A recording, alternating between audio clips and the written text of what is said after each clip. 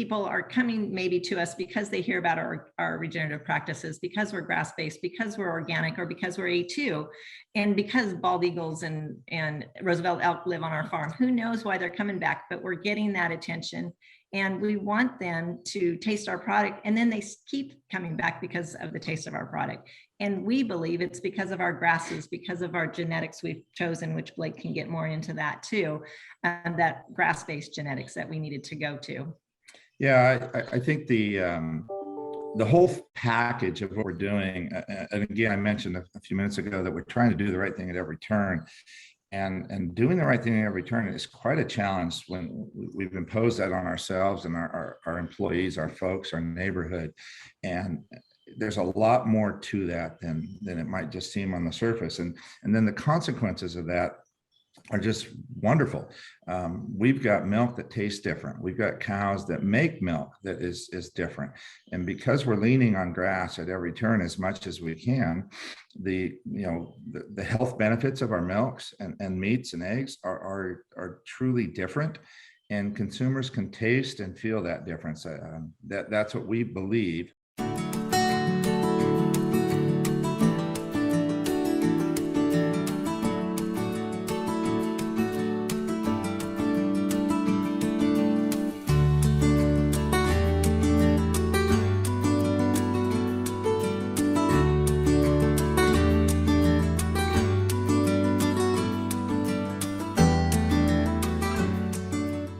Thank you guys so much for being here. We are such big fans of your company and would love to just, if you want to kick us off by letting us know how it all got started 5 generations ago. How did the farm begin, and was it always regenerative, or is that something that developed over time?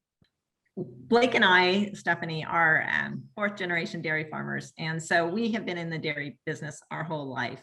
In 1992, we bought the dairy where we are now in Northern California, right on the Oregon border, right next to the ocean.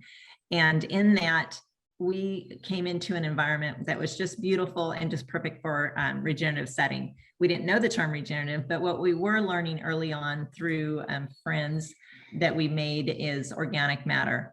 And we started improving soils and concentrating on organic matter. Yeah, and I would simply also add that I grew up on a grazing farm here in 100 miles south of where we're at now. And before that, it was my grandfather's and my great-grandfather's about 100 years ago. And now our oldest son, Joseph, and his wife are managing that farm. And we've been doing this for a long time, is my point, even when we were selling conventional milk. And so it's truly a very natural fit. The United States has drifted off into industrial agriculture, and we're kind of here as proponents of an old-fashioned natural process into making food for people. And we became regenerative dairy farmers long before the term regenerative was known. When we bought our ranch in 1992, where we live today and raised our family, we started learning about organic matter and what made better organic matter, and just went through that process. And today the term regenerative became to mean something. And now we look back of what we've been doing for all these years, the composting, the nutrient water application, the seeds and the rotational grazes, all that sums up to what regenerative is today. But it's something we've been doing for almost 30 years. Sure, absolutely. And I would even say that we've been doing it for multiple generations here in Crescent City in Del Norte County. Anyhow, my father, my grandfather, my great-grandfather grazed cows down there on our farm that our son now is grazing cows on. And so he is 5th generation. And we've been attempting to build soils and like Stephanie mentioned, focusing on building organic matter. And when you do that and you implement the appropriate grazing techniques and stuff on a permanent pasture, then the consequences of that is you are a regenerative farmer. And that's just so cool that this whole movement has come along to truly define what we've already been doing and this general understanding that we had, especially when we converted to organic a long time ago and started to really understand what was going on below the soil and paying attention to biology and then ultimately organic matter and making that grow. Because organic matter in our soil is a big sponge, and we want to increase that sponge or water holding capacity. For every point of organic matter we increase, we can hold another 20,000 gallons of water per acre. And so we've now got fields where we've increased 10 or even 12%. And so that's a lot of water per acre. And so consequently, during our dry season, which is always about 5-6 months per year, we only have to water maybe once every 30 days or even 40 days, which in contrast to when we bought the ranch 30 years ago or so, it was more like a 8 or 10 day rotation on irrigation. And so that's wonderful. Saves water, saves labor, and just adds efficiency to the whole mix.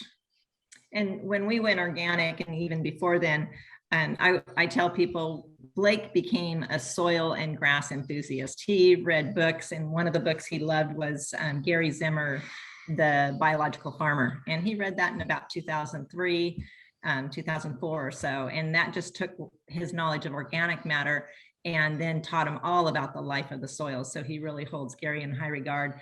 And John Schneider is our agronomist. We've worked with him since we moved here. He originally was a sheep farmer from Oregon and now is an agronomist, and just love the knowledge we've also grown in our abilities through working in conversations with him and directions. That's amazing. And it's so great that you guys kind of saw the benefits before it had names and labels and all that good stuff.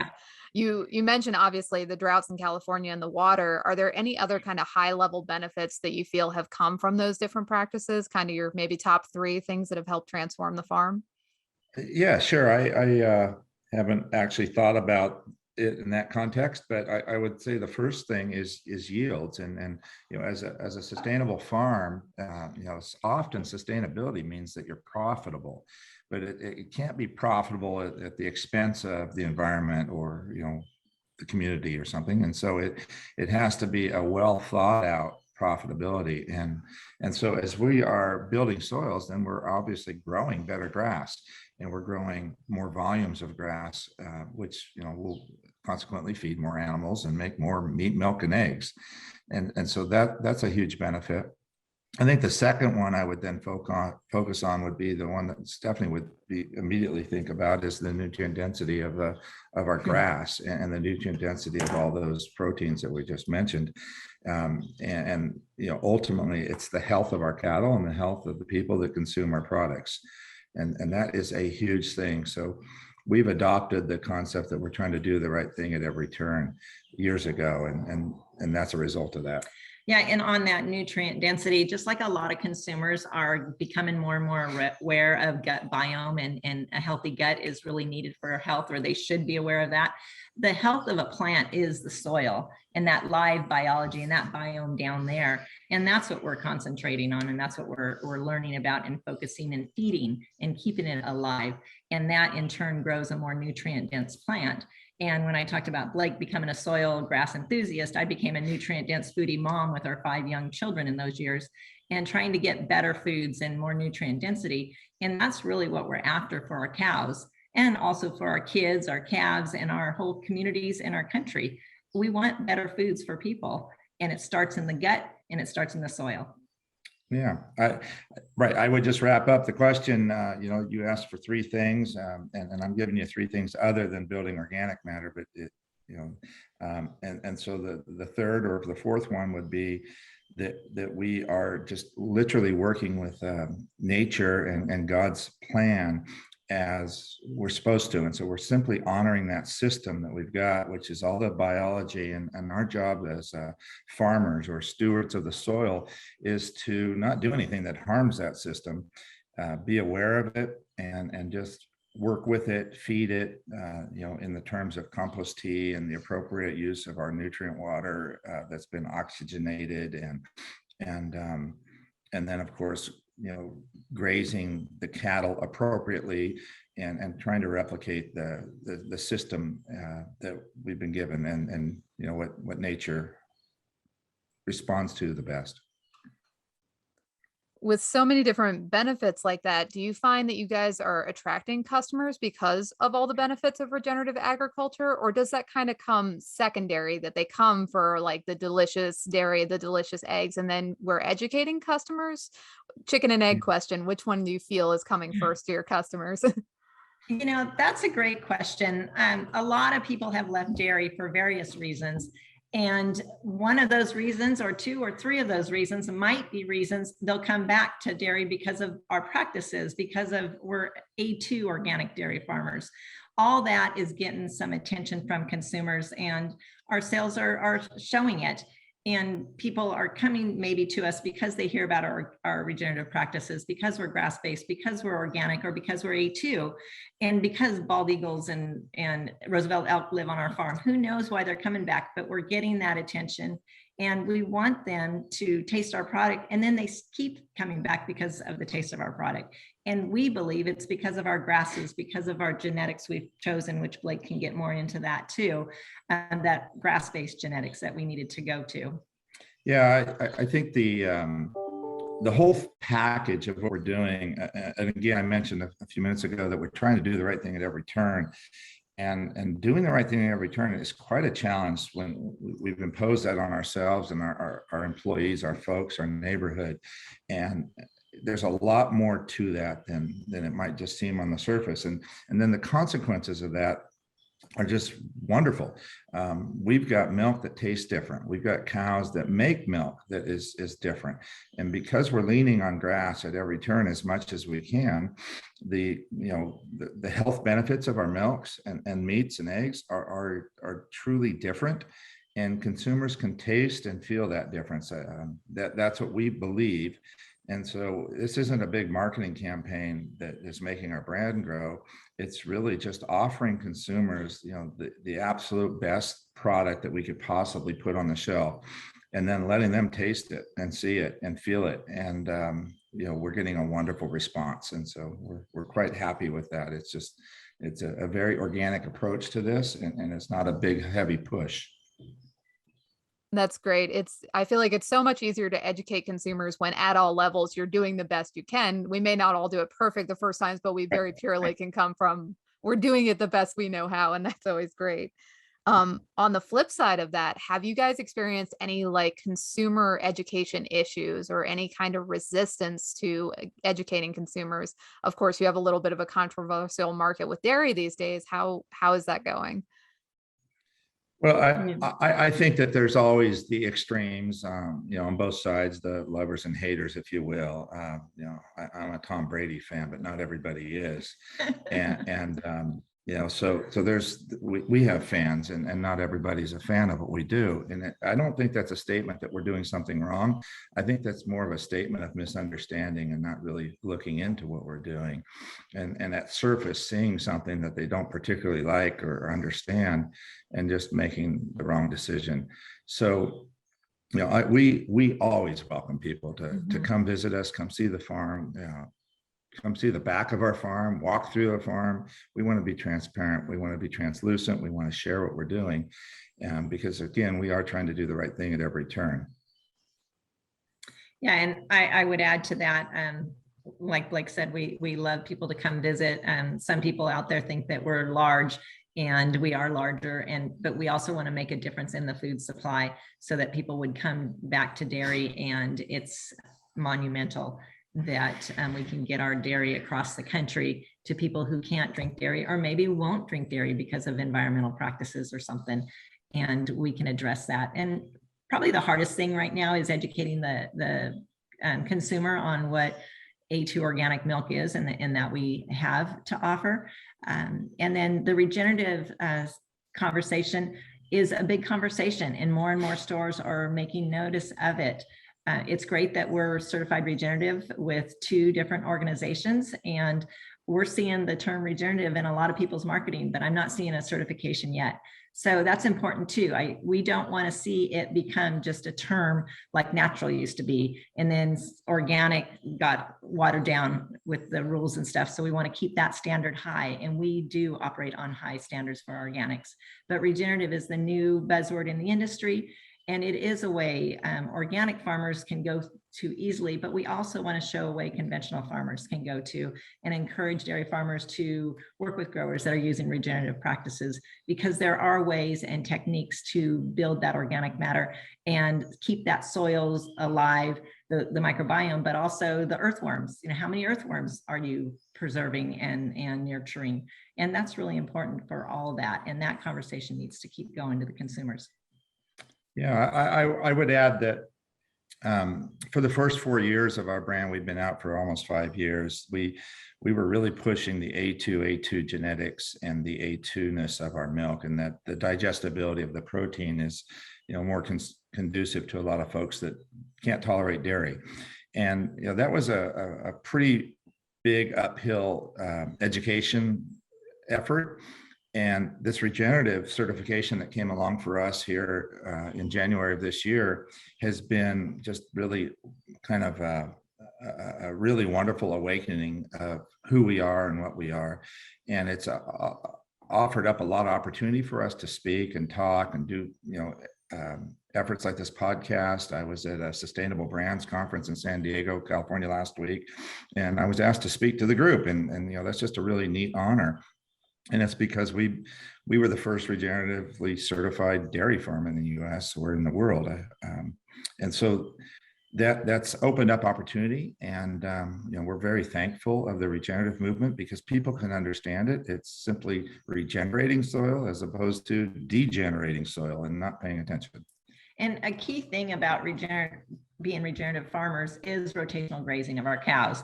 So we're grass-based dairy farmers. And one of those things with the internet and people traveling more, we were able to access genetics from all over the world.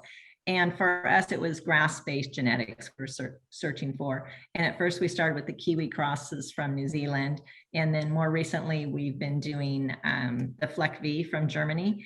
And these breeds are more of an old-fashioned breed, hardier, higher in butterfat and higher in protein. So really our milk is also more nutrient dense. And I love it when you see people in the store and they're sampling your milk, and maybe they're older and they have an accent and they're from a foreign country, and they're just, it warms our hearts to hear them say, this is the way milk tasted when I grew up in Romania or Yugoslavia or even Mexico. And so we love hearing that. And those are that old-fashioned genetics that are grass-based. And now we're seeing them more in the States and appreciating the companies that are having those grass-based genetics. But then also we were searching for the A2, the digestible protein in milk. And that was important for our farm and our mission as well. We've also chose to put high fat in all of our products, which is really where the goodness from the grass and the grazing and the regenerative soils carried out in the form of the food product that we can ultimately offer on the shelf. And so that gives our products a unique taste. And so I think regenerative helps us tell that story and helps consumers relate, this cool and groovy taste in their mouth to a process. And so we're just very thankful for that. The other thing on our regenerative thing, when we bought our ranch, we got really excited about just the environmental opportunities here. We have creeks on our ranch that some of them were just swales in the fields, and we started fencing off the riparian zones and planting trees. And now 20 years later, we are just enjoying the beauty of our creeks and the sloughs, and salmon flow through our riparian zones. And so that's really fun to tell that part of the story as dairy farmers. And I mentioned the bald eagle nest and Roosevelt elk and the frogs and salmon, all these beautiful things that are part of our coastal environment that we are just continually enhancing. And that's part of the regenerative story too. That's amazing. That's such a long list of benefits. I wish I could take, an hour for each segment that you guys bring up some interesting things. I want to kind of go off on a mini tangent that I think is really interesting about what you're talking about, old genetics. We all talk about over industrialized breeds of animals, and just for the farmers who are kind of maybe just starting or thinking about those genetics, you talk about the conversion in the fats. Can you talk a little bit more about how you kind of made those decisions away from industrialized animals at the same time as while you were regenerating? Sure, that's a very fair and a great question, Lauren. So I think the focus for us literally for 30 years has been grazing genetics, if we could just summarize it that way. And so we're looking for small to medium framed cattle that can literally walk a mile to a field and go out and work for a living and go out and, you know, find their own feed and then bring us back some milk to the milk barn or the milk parlor. And that's a different approach than the, you know, than the industrial kind of situation we've grown up with here in the United States, and where I went away to college to get educated in that system. It's you know, we've certainly kind of broke away from the pack or the herd to you know, pursue other genetics. And you know, typically Holstein cattle, the black and white ones, are used, and then the Jerseys are kind of the opposite end of that spectrum, the small little brown ones. And so we started simply with those and started crossbreeding those. And then eventually, like Stephanie mentioned, we went to New Zealand to get a lot of their Kiwi genetics, which is their version of a Holstein, which is a much smaller cow. And they feed a lot less grain in that country. And so those cows have literally developed other skills and other digestive habits, if you will, about converting grasses and forages and other plant material into, you know, edible products that humans can eat. We think of our cows as, and we think of our milk, our dairy products as plant-based. And it really bothers me that there's all these other supposed plant-based milks out there that really aren't milks, and certainly not a good option to be raising your children on. And so our milk is plant-based. Our cows are living on grass. They're converting that into more usable, digestible products for our infants and for our kids and our children, and ultimately for us. So back to the genetics, we've literally crossbred, and I would say our goal is to build a composite breed or a composite animal that is really adapted to our climate, where we get a lot of rain here, somewhat cool season all summer, but quite comfortably warm in the winter. And you know, just a perfect place to graze animals and to work with them. Well, let me just then add the Fleck V breed, which is a dual purpose breed that, you know, we became aware of about 8 years ago. And we love those cattle. They're just big, gentle giants, if you will. They're a little larger than I like, but we choose the smaller version of them. We crossbreed them with this, you know, these crossbreeds that we already have. And they've just influenced our cattle in a wonderful way. So we've got a lot of white faces out here now with, we call them goggles on their eyes, where we like the dark pigment around the eye.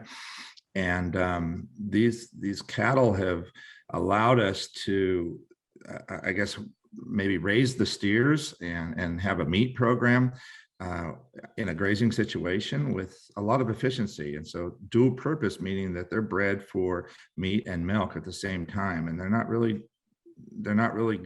drifting off into, you know, a dairy direction and a beef direction. They just stay in the middle. And so we've sacrificed some production, but I think we've added a lot of really cool traits to our herd by bringing that breed in, and we're really happy with them. And, you know, we get all different colors of cattle now. One of the things that I think is really unique and interesting about your farm is you guys have a lot of really amazing certification, and you've worked with a lot of great certifiers, of course. Can you tell us a little bit about, you know, even the non-regenerative ones, grass-fed, organic? Tell us a little bit about how you pick those certifications and kind of what benefits you're finding, as of course there's a sea of them. How'd you pick the ones that you are using today?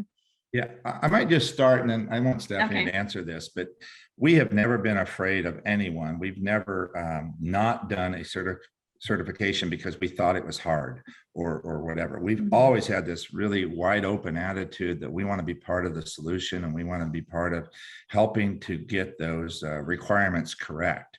And I think that's ultimately why we became the first, you know, regeneratively certified dairy by 2 different groups, is we're always willing to work with everybody. And so going back to animal humane and different deals. So Steph? Yes, we do have several certification. And one of the things we've learned is if you're doing something right and you qualify on that certification, get the certification and let them help you market it. Let them continue to tell the story, and it's an avenue. And one of the things that we didn't do for a marketing perspective, we did it because we were passionate about it, is grass-fed milk. So one of our farms is 100% grass-fed. We were Organic Valley's one of their first grass-fed dairy farms back when they launched that about 2012 or 13. And we really believe nutrient density comes from grass-based genetics and grass-based cows. And we learned over time that we certainly needed a certain type of genetic for that particular dairy where we have 100% grass-fed. So we do have the Organic Trust Plus certification of 100% grass-fed. We also work with CCOFs, California Certified Organic Farmers, and we've been working with them since we basically went organic and started the process, that whole process organic in '99. I actually was on their board of directors for 12 years. I did get off when they voted to encourage NOP to go with hydroponics. I disagree with that move, and I think food should be from soil. Well, I would just add this, that, and it does seem like we've been with CCOF forever, but we were with 2 other certifiers first, one at a time, and we chose to quit them because we really didn't agree with their integrity. And so we ultimately chose CCOF because we believed they were the hardest and they were the most firm on the rules. And so, consequently, there was a little disagreement there towards the end, but we're still certified by them and still have a great relationship. And we're still advocates for what they do. The other certification, we actually hold several animal humane certifications, and some of those are chosen because our buyers need them. Whether it's a generic one that a lot of conventional dairy farms use, we have it as well. And it's a very great certification, but then there's others that have different standards and they work well with the organic, and that's animal humane. And also because our ROC certification, that was one of the requirements that we use animal humane, we went down that path as well. What other certifications? Well, ROC also has a social aspect yes. It's really how we're getting judged on how we treat our employees and our neighborhood. And that's a cool component of that certification. It's the Regenerative Organic Alliance or Regenerative Organic Seal or CERT. And then we're also, regeneratively certified by Land to Market, which is the EOV, Ecologically Outcome Verified by the Savory Institute. Ultimately started by Alan Savory, just a monster in this industry of regenerative and understanding it better than anybody for a lot longer. A mentor for a long time. Right. And so, I had the pleasure of meeting him 30 years ago, and then we continue to visit and talk occasionally. And it's been, very helpful. There's just a lot of really great folks out there. And, I think it's all coming together for us, and we're just very appreciative of that. And then another certification we added on was the kosher, for those seeking kosher foods, that we are kosher certified as well. You guys really do cover quite the gambit of all the different things, but it really makes sense when the benefits are so encompassing that there's just not enough certifications to cover them all. Right.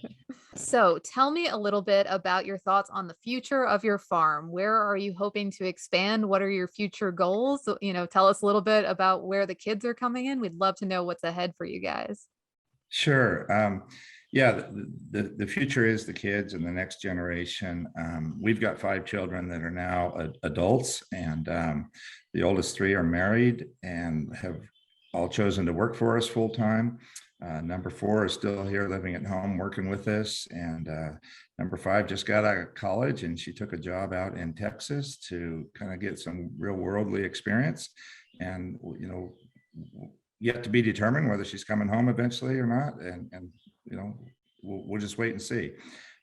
We can always hope. Yeah, well, yeah, and what she's doing is pretty exciting as well, and so she's just fine. But as far as our future, it's really making our farm a viable option for our adult children and maybe our grandkids as they grow up. We've got a couple of those now, and it's letting our farm be a viable option, not only for them as maybe owners, but for our employees and for our community and certainly for our customers. And so we're just trying to be an example of a farm that continues to kind of leave the land better than when we got it. And the result outcome of that is awesome products along the way, which I think then we're leaving the consumer in better shape than when we first met, because they're hopefully eating our products and getting a health benefit.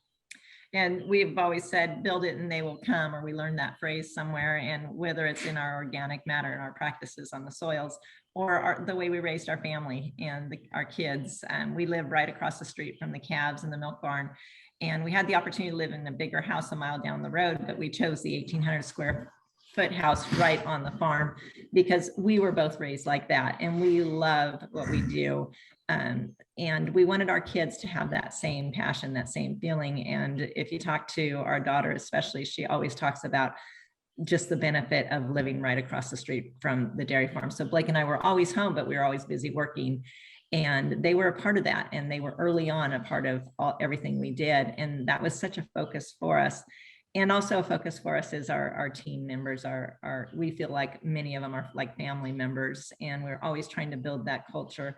And then our community involvement and wanting people to know that we're a family farm, and they feel that they can come and stand by the maternity barn to see a baby calf born or pet the calves and know about our farm. We do a program in the community where this last summer we had about 190 kids that adopted a calf, and they come most days and work with their calves, and then weekly we have meetings, and that gave them an opportunity to see that we're real people and we're passionate about our community and about them knowing where their food comes from, because ultimately that's what they learn through the course of our 8-week program that we have here. It's a 4-H program, and it started when our son was in 2nd grade, our oldest, so 24 years ago, and it was a way to show his peer group the farm, and then we just continue every year now in the summer, that program. Very, very rewarding. I'd like to maybe expand on the concept of build it and they will come. Obviously folks hear that term and it's been out there in movies and different things, but for us, build it and they will come. It starts with literally the bacteria, the fungi, the protozoa, the nematodes, and the other like microarthropods that live in soil. And then, above the ground, it's the frogs and all the way to the eagles and, the elk and the fish. And ultimately it's the employees, it's the kids coming home to the farm, and then the consumer. So, build it and they will come, build the right product, and then folks will find it, and they will tell our story for us. And literally our eggs tell their own story. You open up a carton of our eggs, and these randomly colored, sized and shaped of eggs, people just get it inherently. They say, whoa, natural, and very, very natural. And then you crack them open and they're really different. They're darker yolks and thicker and fresher, and just everything is kind of sells itself, I guess, ultimately. And when we start an egg business in 2005, and Blake and I had learned that food from grass-based animals was more nutrient dense. And so as a way of raising kids, we started this Alexandre Kids Egg Project, really, truly just to raise our kids and give them a job, because we are a bigger dairy farm, so they didn't have real responsibilities every day. But this way, the chickens lived and died based on them taking care of them. Then we started selling the eggs at farmers markets, got in a few stores, and it just grew, and we rode that market of people appreciating organic grass-based foods. And now it's a full-fledged business. That's awesome.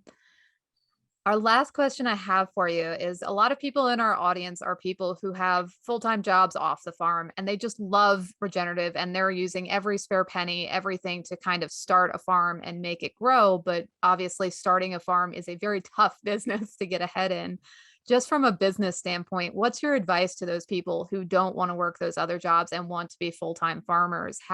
What can they be doing to move ahead and take advantage of all the regenerative movement? You got to find a niche market. You can't compete for bottom dollar in the conventional world. You got to be out there telling your story and be in the farmers markets. I was just listening to a podcast last night, and communities are searching for food local. Be that local source. Get to know buyers, get to know buyer clubs in your community. Let them know what you have. Tell your story. People want to put a face to their farmer. And when you're in a community, everybody should have a farm that they go to. The farmer should be the little darling in the community and should be where they go. Yeah, I would suggest, I think chickens fit into everybody's backyard, and possibly you start with that. And then if you are going to sell a dozen eggs at the farmer's market, make darn sure you price them well. And let me just throw this out, price them at $11 a dozen. That will be your marketing campaign. Consumers can relate to that. I believe consumers have a right to pay more to get more, or to pay extra to get more, however you want to look at that. But we need to be properly rewarded as farmers, and often as someone starting a backyard project or a small farm, you don't put yourself in a position where you're competing on price. Just put your price where it needs to be and let the consumers tell you if you're out of line. I really encourage that, and of course following these principles. I just think honoring the system that we've got here, it will pay off, and ultimately you just kind of, I don't know, keep working with it. Come see us, come talk to us, call us, whatever you need. We're here to help. We really would love to help y'all in your backyard.